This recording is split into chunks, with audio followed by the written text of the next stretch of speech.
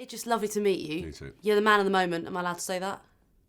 Okay. You've got a nice ring to it. I wanted to ask you how on earth you approach the role of playing Nelson Mandela. It must be a huge amount of pressure. Yeah, I mean, the pressure is actually now, to be honest, talking about it after the fact. So at the beginning of it, I was nervous about doing it because I just thought I wasn't sure if I could pull it off, to be honest. But, once I got into it, I didn't really acknowledge the pressure of it because that would just cripple me. So I just was like, let's get on with it. It's a role, it's a man, it's a human being, play the part.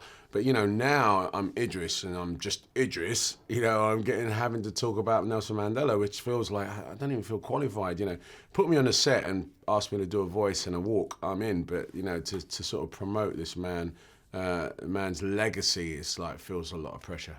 Obviously, the timing of it is kind of interesting. Now he's an elder statesman. Some people see him as sort of a saint-like figure, but this looks at his flaws as well and looks at him being a bit of a ladies' man. Did you ever worry about how that might come across or that it might be controversial? We have to take on the responsibility as filmmakers to own our lens.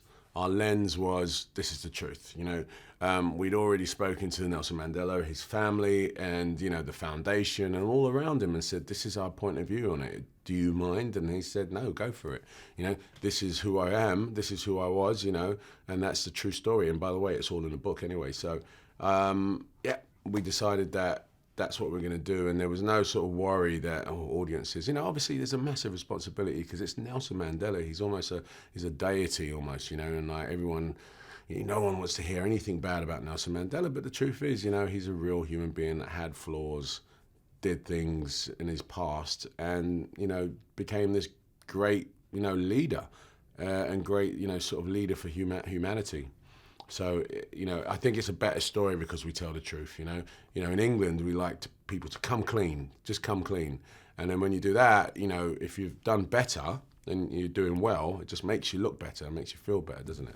And can I ask what the family's reaction? You didn't get a chance to meet Mandela in the end, did you? But No. What's the family's reaction been or his reaction from other people? The family have been amazing, from the beginning, from the time I started the film, from Zinzi and Zanani and also Winnie Mandela, who just, opened arms, said, look, do it, make this man three-dimensional. I felt there was a feeling of frustration about films in the past about Mandela because I guess they felt it was a little one-dimensional in some cases, you know what I mean? And that's not to say anything about any of the performances, it's just the storytelling was a little bit like one part of his life.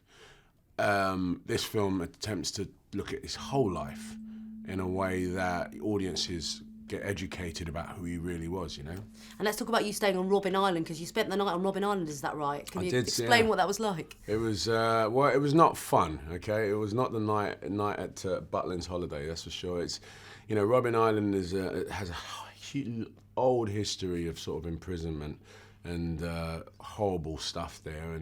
But for me, just playing Nelson was not enough. I needed to understand what it was like to live on Robben Island. And I only did it for one night compared to 19 years, but one night was enough to give me some context about, being your freedom taken away from you for no good reason.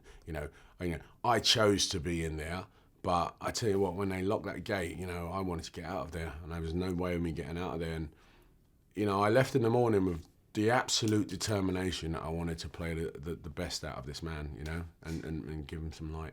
And just finally, I know you've spoken about this in the past, have you ever experienced any kind of racism growing up in this country that made you kind of understand that role at all? I mean, the sort of racism and that I experienced as a kid is not even comparable to what happened in South Africa, but absolutely, yeah, growing up in certain parts of East London where I grew up, I mean, I'm talking about the 80s. Late 70s, 80s, where, there was either National Front movement or whatnot, they would come at you. And, I was definitely, subject to that here and there in my life. But it's not comparable. But, racism is ugly. It's ugly. It's ugly, period. And, that was it. Being in South Africa and having this opportunity to make this film is almost a flag to sort of like, this is why we should end it. This is why forgiveness and just getting on with each other is so much better.